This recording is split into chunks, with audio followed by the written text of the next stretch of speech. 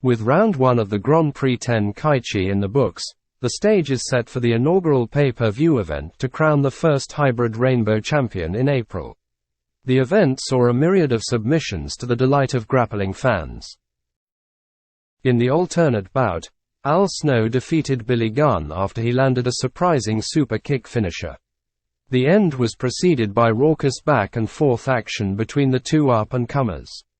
But the bout did not come without controversy, as Shawn Michaels was heard in the locker room bemoaning the use of the super kick by Snow.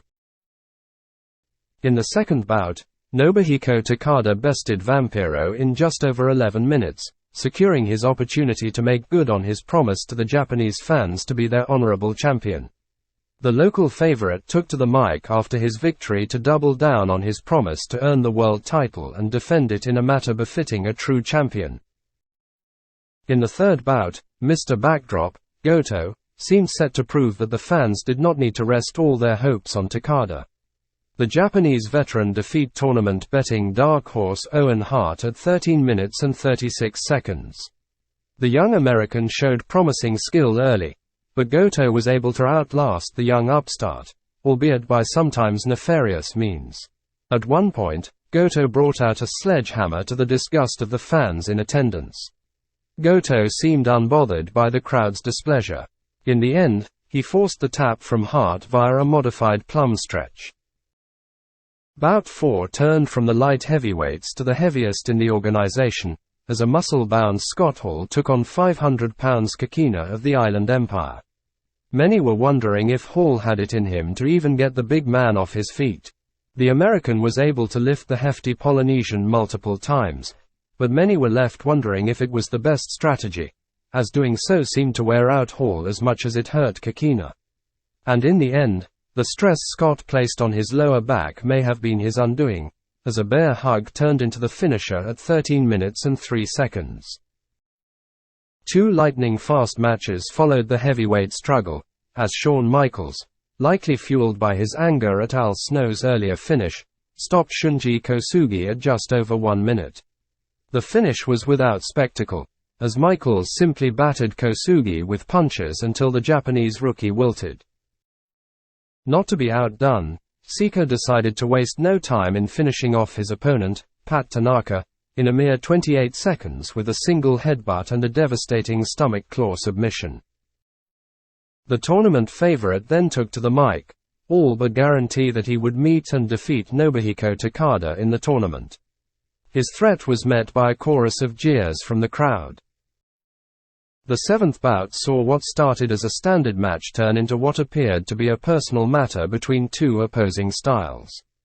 Hiroshi Hase, a grappler, had his early troubles with the luchador La Parka. The Mexican high flyer seemed to have Hase's number early, battering him with a series of varied attacks. But it was the implementation of a chair by La Parka that seemed to change everything. Hase, enraged by the dirty tactic of his opponent, then took it upon himself to punish the foe. And it was not only punishment Hase inflicted, but embarrassment as well, as he alternated between top rope attacks to carousel slams on La Parka. The end came mercifully at 15 minutes with a seated armlock submission. The eighth bout between Dean Malenko and Toshiaki Kawada was far and away the fight of the night, and it ended with a generous helping of controversy as well.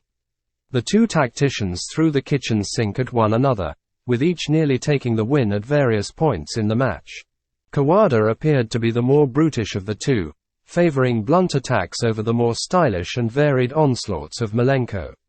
At times, either man would appear to take control, only to relinquish it to the other. No less than 5 near falls were had until a supposed chin lock submission was earned by Kawada. Malenko immediately protested the call, even continuing to grapple after the bell was called for. But referee T.G. Grunt's word was final and Malenko could only encourage the crowd to plead his case for him.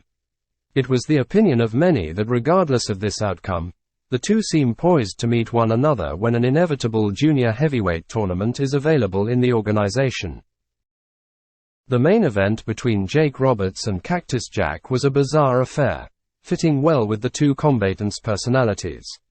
Everyone in attendance was quite sure Jake would walk away with the victory.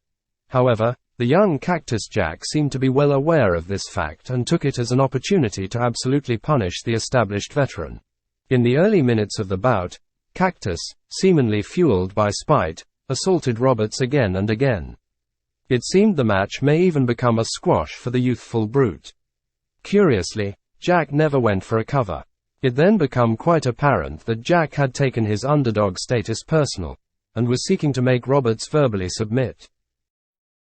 While Roberts had moments of his own in the match, the majority of action was controlled by Cactus, and it seemed clear he could end the match by pinfall whenever he wanted.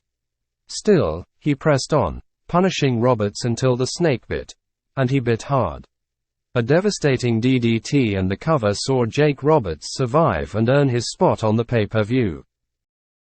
Roberts, once considered a top 3 favorite to win the tournament, now may be too battered to even make it through the quarter-final round. And in an after-match interview, Cactus Jack said he would not rest until he got the snake to quit, challenging him to an I Quit match as soon as possible. Jake had already been carted away via ambulance, and was unable to provide a response to the challenge. The quarter-finals, semi-finals, and finals of the inaugural Grand Prix Tenkaichi will take place at next month's pay-per-view. Current odds-on favorites to win the Grand Prix are Sika at +140 and Nobuhiko Takada at +165. Kawada saw the largest movement in odds, shifting from +250 to +175. The winner will be named the Hybrid Rainbow World Champion, and earn an opportunity to fight for the Heavenly Belt at this year's Divinity event in July.